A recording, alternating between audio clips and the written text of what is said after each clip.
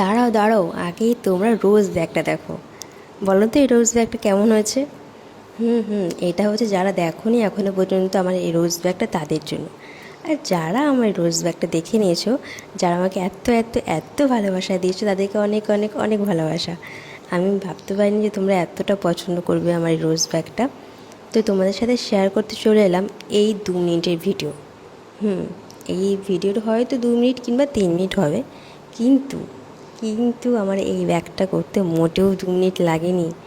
এর পিছনে আমার অনেক অনেক অনেক পরিশ্রম রয়েছে, অনেক খাটনি রয়েছে, আর পিঠে ব্যথা, হাতে ব্যথা, অনেক কিছু রয়েছে। তো ভাবলাম তোমাদের সাথে আমি শেয়ার করি।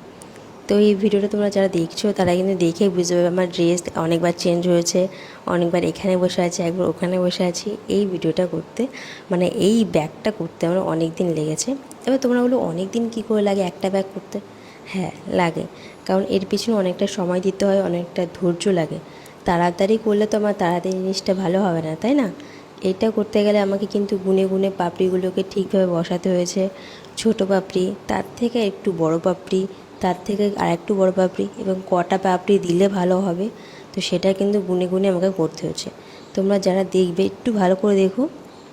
এই যে গোল রাউন্ডটা আমি করেছি, তার মধ্যে কিন্তু এবার সরু একটা দাগ উঠে এসছে।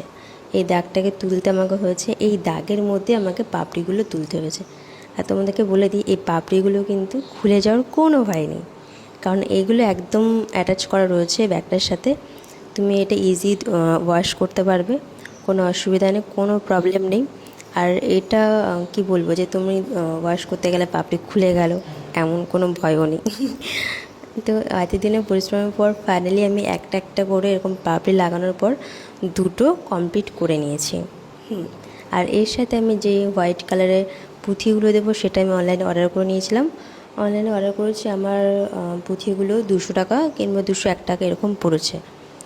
আর এই যে দুটো কি বলে, রোজের যে ইয়েটা রয়েছে সেটা আমার কমপ্লিট করার পর মা আমার এর ভিতরে লাইনিং লাগিয়ে দিয়েছিল।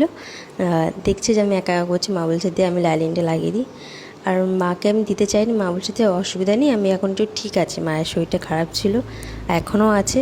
তাও মা আমার দেখছে যে আমি করছি একা একা, তো মা একটু লাইনিংটা লাগিয়ে দিয়েছে। আর বাদ বাকি কাজটা সম্পূর্ণ কিন্তু আমি একা নিজের হাতে করেছি।